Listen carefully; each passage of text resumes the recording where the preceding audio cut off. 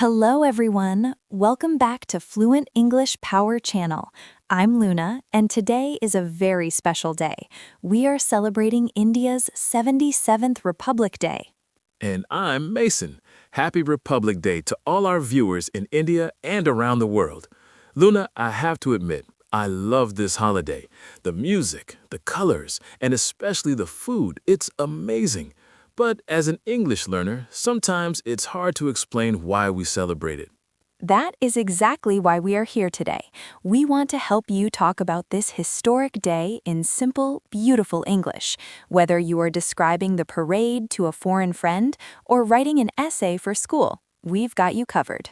Perfect, because I usually just say it's a big party for India, which is true, but maybe a bit too simple. Just a little bit.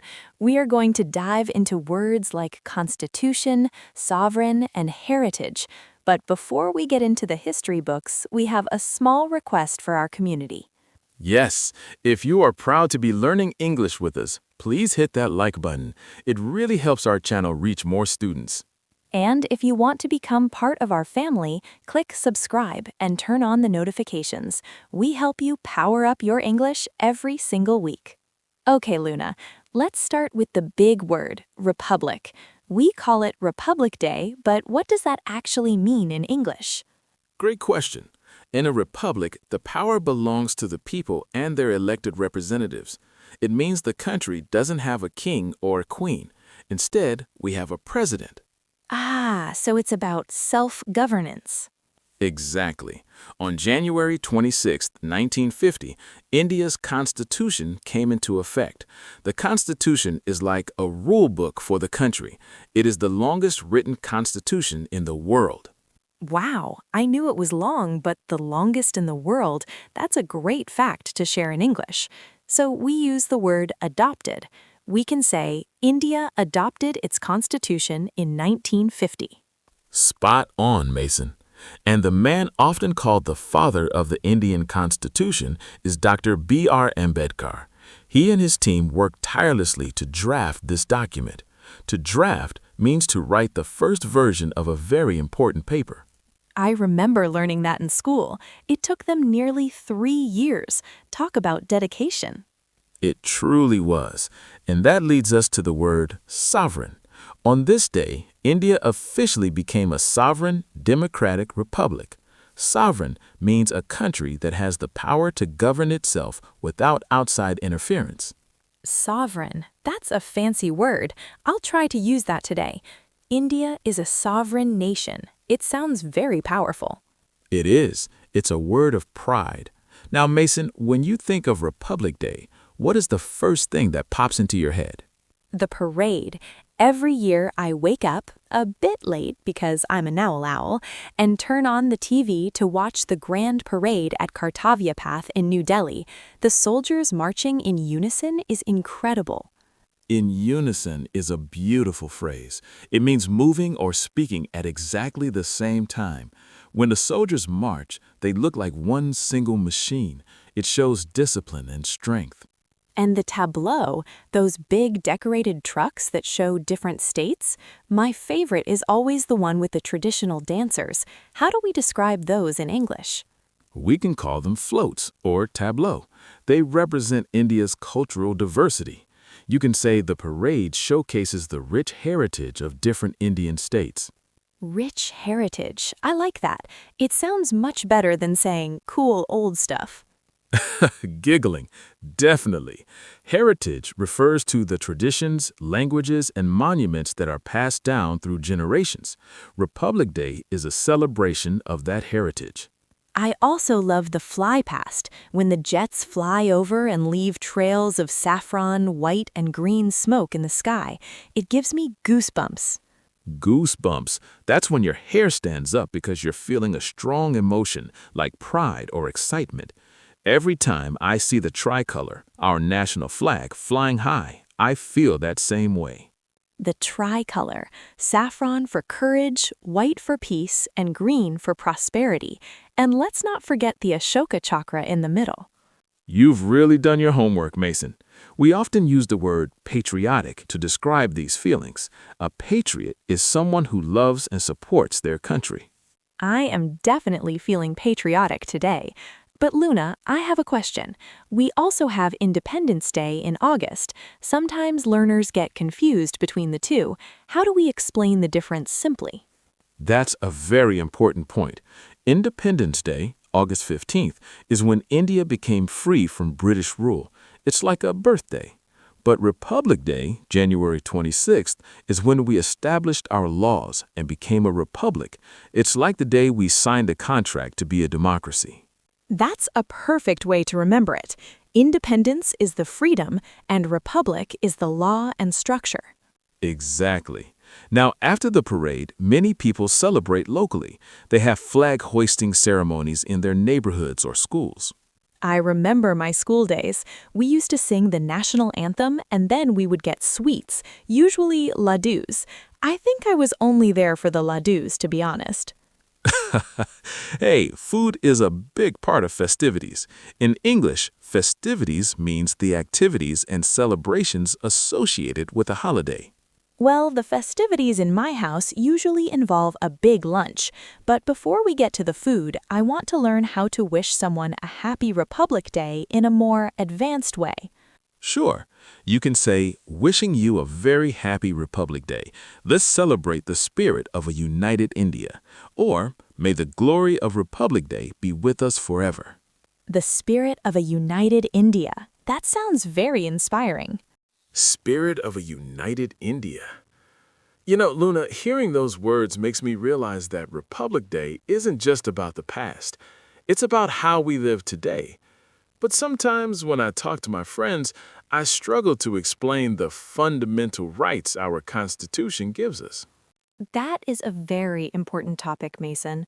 The Constitution isn't just a dusty old book. It's a living document. It gives every citizen fundamental rights, like the freedom of speech and the right to equality. Living document. I like that. It means it can change and grow as society changes. So, when we talk about these rights in English, we can say, the Constitution guarantees our freedom. Perfectly put. Guarantees means it promises and protects those rights. And we must also remember the architects of our nation. We often use the word architect to describe someone who designs or builds something big, like a country's future. Right. People like Mahatma Gandhi, Sardar Vallabhbhai Patel, and, as you mentioned, Dr. Ambedkar. They were visionaries. Oh, visionary is an excellent word for English learners. A visionary is someone who can imagine the future and work toward it. They didn't just want freedom, they wanted a just and fair society for everyone.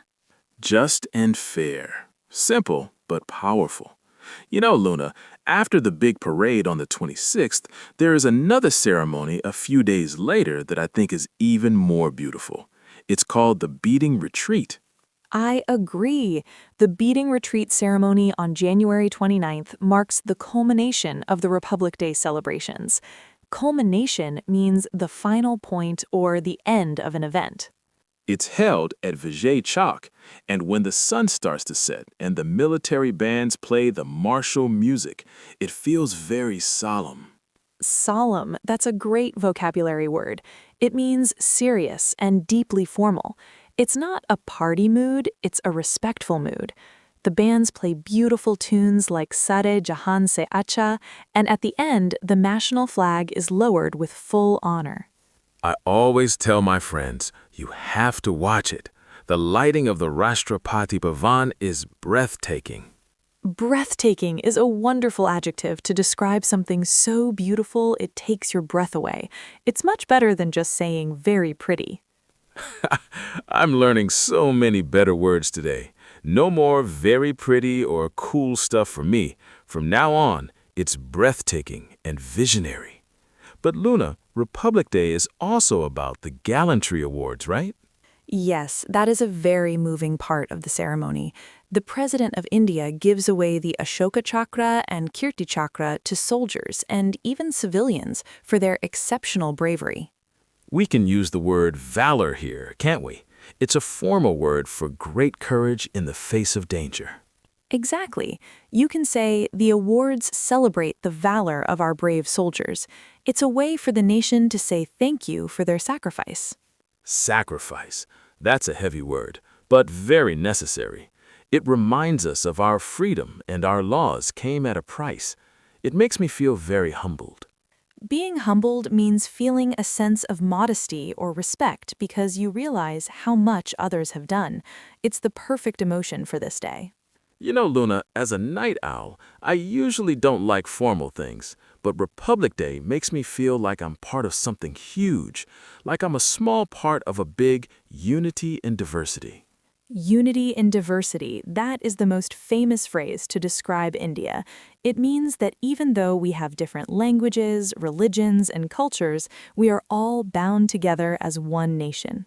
Bound together, like we are tied with a strong invisible thread. I love that image.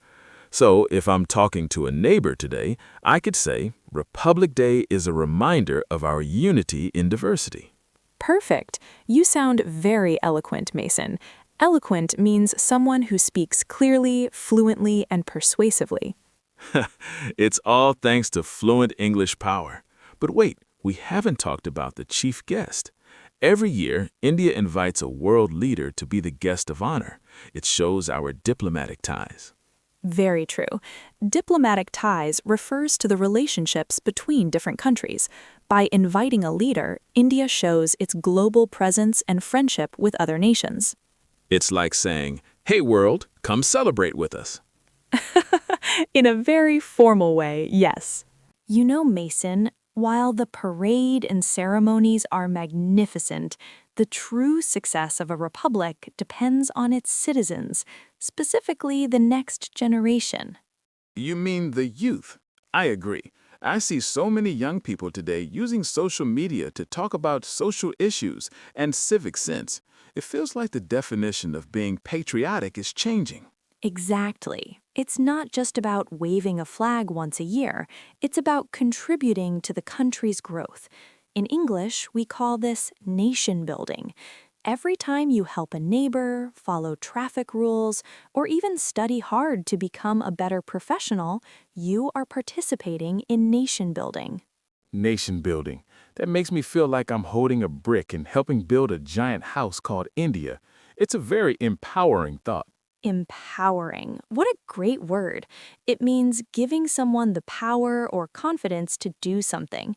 Our Constitution empowers us, and in return, we must uphold its values. Uphold. That means to support or defend something, right?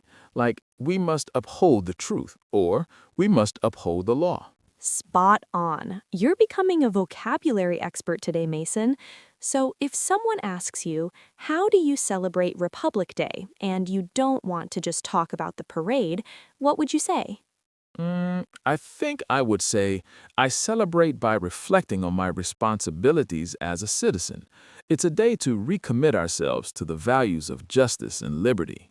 That is beautiful, Mason. Recommit means to make a promise again. It's like a New Year's resolution for the country. A national resolution. I like that. But honestly, Luna, I also celebrate by wearing my favorite traditional kurta and eating some tricolor sweets. There's no law against having fun while being a good citizen. Not at all. Republic Day is a joyous occasion. It's a mix of solemnity and celebration. We respect the past, but we're also excited about the future. Well, speaking of the future, I think our listeners are ready to use these new words in their own conversations. I feel much more confident talking about this now. That's the goal. We want you to feel equipped with the right words. Equipped means having the tools or skills you need for a specific task. And today, our task was to celebrate India's 77th Republic Day through English learning. And we have reached the end of our lesson, but the conversation doesn't stop here. That's right. It's time for the question of the day. We want to hear from you, our amazing global family. Our question is, what does freedom mean to you in your daily life? And how are you celebrating Republic Day this year? Please share your thoughts in the comments below. Try to use at least one new word we discussed today, like sovereign, visionary, or breathtaking. I'll be reading them all. Writing your thoughts down is the best way to move from learning a word to owning a word. Well said, Luna. I'm off to find some ladus now. My stomach is starting to demand its fundamental right to snacks. Go ahead, Mason. Thank you everyone for joining us today on Fluent English Power. If you enjoyed this special episode, please give us a thumbs up. That's the like button. And subscribe to stay updated with our weekly lessons. We are honored to be part of your English journey. Happy Republic Day once again. Jai Hind. Jai Hind. See you in the next video. Bye-bye.